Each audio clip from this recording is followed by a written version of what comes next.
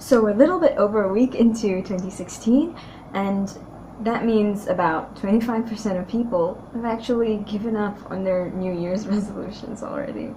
And so I wanted to make this quick video to celebrate, actually for me, journaling for an entire year, because I just realized that about this time last year I started journaling, and since then I've been journaling every day from then to now, which is an entire year of journaling.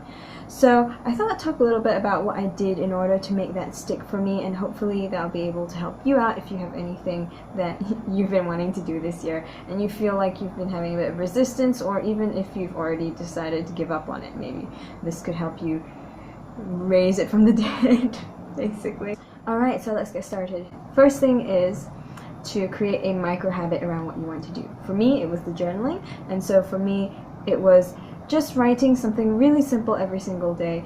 I didn't give myself a huge requirement for stuff I needed to do. I made it almost stupidly simple for me to be able to journal. I basically said to myself, okay self, so every day, you don't have to do pretty much anything. All you have to do is open the book that you're going to journal in, pick up a pen, and write a word. Even a single word would suffice. And it could even be something like, I don't know what to write today, and that would be good enough, that would be great. So that's the micro habit.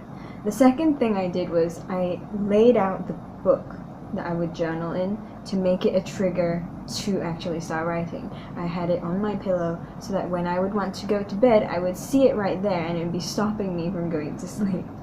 And I'd go, oh right, yeah, I wanted to be doing this journaling thing, so then I could pick it up and do what I set out to do. Another thing I would do is once I'd finished writing whatever it was that I wrote for that day, I would celebrate. And what I mean by celebrate is just take a moment and feel really good about myself. You know, you could do this for anything that you're trying to do. Once you've actually done what you say you're going to do, just take a moment and feel good about yourself. Like, yeah, I'm really cool, and I do what I say I'm going to do, and I didn't let myself down today, and just take a moment, feel good about yourself, and then move on. It ties in pleasure to that particular activity, so that when you think of it, you think of pleasure, you think about feeling good about yourself, and that will help you reinforce a sort of positive mental state to doing that activity. For me, it was journaling last year. And then after that, one thing that almost stopped me was perfection. You don't want to let perfection get in the way of whatever it is you want to do. And for me, it almost did, because when I wanted to start journaling, there was a part of me that wanted to make sure I had the right book, you know, like a really nice book and a good pen I know isn't going to run out of ink halfway through writing, and just have everything laid out perfectly because this is the thing that I want to do and it's got to be good. But I was like, nope, shut up, that part of my brain, like, stop right now, because I know you're going to sabotage me. So I just took a moment and just went, no, we're not doing that. And I got this really, really crappy old book. It was practically scrap paper and just whatever I could find to write with. It could have been my own blood, no, I'm kidding. But just whatever I could find to write with, and then just start writing immediately so that I could get that momentum going, and without actually stopping to get in my own way. So I made sure I just did it quickly so that I wouldn't get in my own way. And another thing would be, you know, occasionally I would forget to write, or it'd be really late and I just want to sleep. And so yeah, I would miss a day here and there, but I'd never let that make me feel bad. Of course, I would feel a little bit bad, like I'd be thinking, oh man, I said I was going to journal, I didn't. Oh, it feels really crap. But I wouldn't indulge in it. I'd just be like, yep, crappy feeling, okay, come in and then leave, and that's it.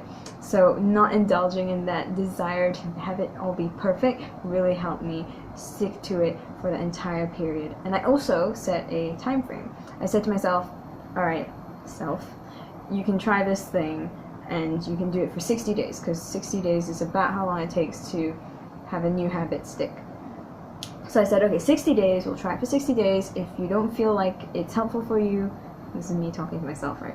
If you don't feel like it's helpful for you, then you can just stop after the 60 days is over. No harm, no foul. Okay. But obviously, 60 days later, I was still going, loving it, and just continued and continued and continued. Anyway, so those are my tips for how to make something you want to do stick. I hope they are helpful for you and that you can use them for whatever it is you want to be doing this year in 2016. If you find that it's helpful, just leave me a comment and tell me how it goes. Or, you know, if not, please tell me as well. I'd love to know though. I'd love to know just anything at all. And also subscribe if you liked it, because I'm going to be doing more of these, because this is what I'm trying to do this year as my New Year's resolution type thing. Alrighty, that would be all for today, and bye-bye!